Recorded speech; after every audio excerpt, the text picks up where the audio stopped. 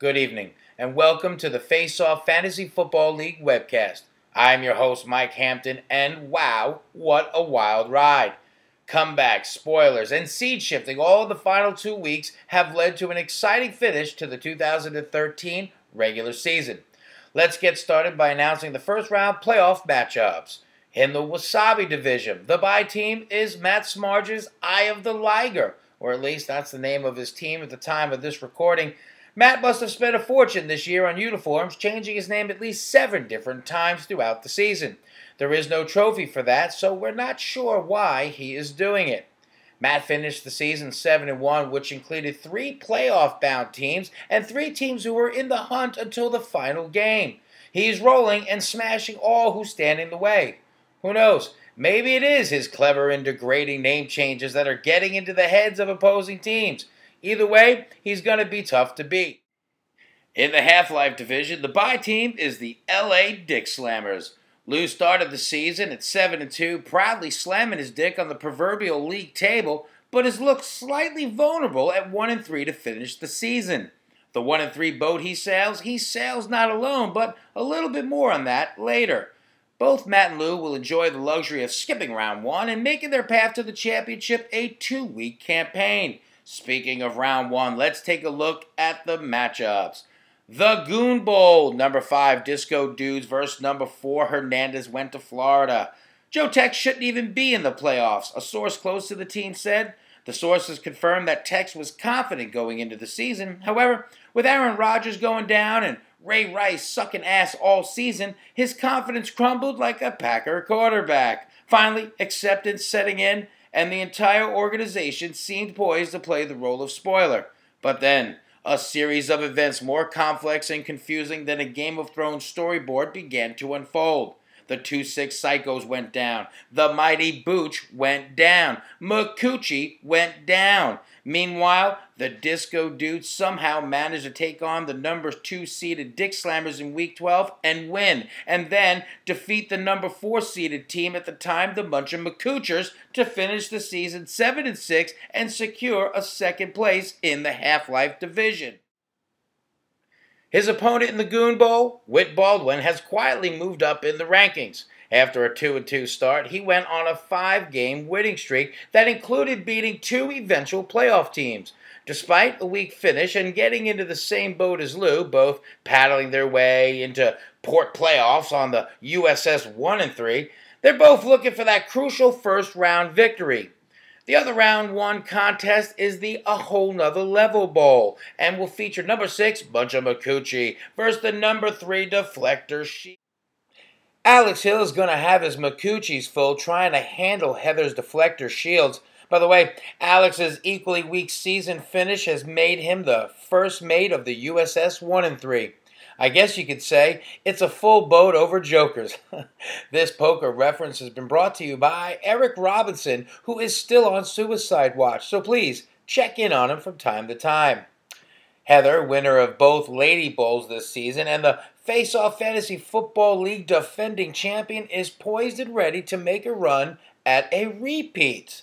Despite a slight stumble at the end of the season, losing what looked like a surefire round 1 bye to Matt and former roommate, her team rumbles forward and is a point machine.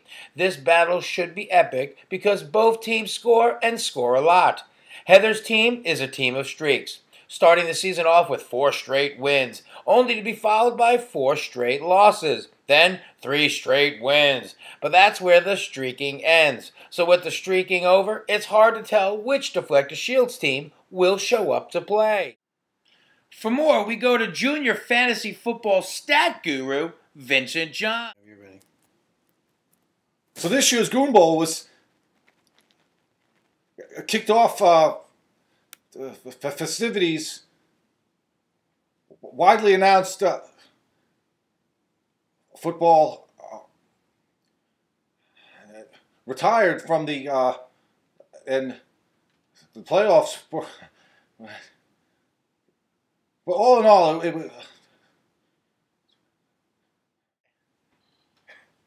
and that is why Vince is our junior correspondent. Damn it! It's the beginning of award season and the first round of hardware is in.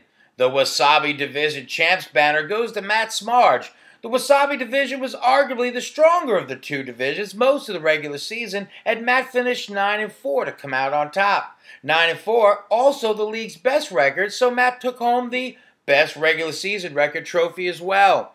The HalfLife Division Champs banner goes to the LA Dick Slammers, finishing 8-5 and standing alone atop a late surging division. The winner of the Points Parade Trophy goes to Heather Shields with a whopping and league record 1,848.7 total points for. That's an average of 142.2 points per game. So in other words, i.e. if you want to beat the champ, you got to score some points. The winner of the defensive side of the ball trophy, the Hold It Down trophy, is Matt Smarge for limiting his opponents to just 1,612.8 points against for the season. Allowing weekly opponents an average of 124 points per game, he may give up a lot of points, but he simply scores more. Chris, Christine, and Eric all received the Rudy Award for never giving up. Chris and Christine were down most of the season in the HalfLife division, but were never really out of it until the end. They played hard regardless of the record, and that's why they were given the award.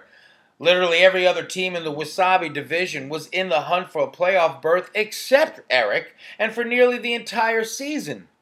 He still fought on, trying to win, and finished with a not quite respectable 5-8 record. You can see all of these trophies and more in your league's trophy case, and please go there, otherwise the commish will have totally wasted a lot of time creating and awarding value to these complex system of awards infrastructure, carefully figuring out each and every award so that it all makes sense. So please head on over and take a look. Over in the consolation ladder, the number 8 seed, the Mighty Booch, who has kept their heads up high after a heartbreaking end to their Cinderella season. All things considered, this expansion team gained a lot of fans this season and will take on the Super Spoilers, number 7 seeded Second Sasquatches. And that, my friend, is a lot of S's. But what he will be looking for is the W. This is the third meeting between these two teams, and Keith has the co-captain teamed numbered, beating them in the season finale to spoil Brian and Jay's playoff hopes and beat them so bad in Week 5 that they were renamed. A source inside the Mighty Booch clubhouse who agreed to comment on the condition of remaining anonymous said, and I quote, "They're scared," end quote. And then somebody said something about a plan to jab something in somewhere with no lube. It was something about revenge. Anyway, the final two matchups of the consolation ladder are Eric Robinson, number 10, Suicide Watch, versus number 9, Chris Hahn's 2-6 Psychos. And the other game is number 12 seeded Cherry Pack and Heat, managed by Christine, and she will take on and battle number 11 seeded It's Ladder Time. At the top of that ladder is the former FNFO alum Bradley Cooper. Yes, that Bradley Cooper. Now, the teams who lose round 1 and round 2 of the consolation ladder will face off in the Dead Girls Bowl to determine who had the worst team of the 2013 season. That is all for now. Good luck to all your teams out there, and feel free to post video comments on this thread to join in the conversation. You can follow Face Off on Twitter, JTweetingSound, at Face Off Improv, and be sure to like us on Facebook, also at Face Off Improv. For the Face Off Fantasy Football League webcast, thanks for joining me. Up next is Political Blah Blah Blah with host Christopher Hahn of Fox News, and then later join Whit Baldwin for his 1 of 3-part mini-series, How I Blew My Shot at the Man's League. I'm Mike Hampton. Bye! House of Improv production.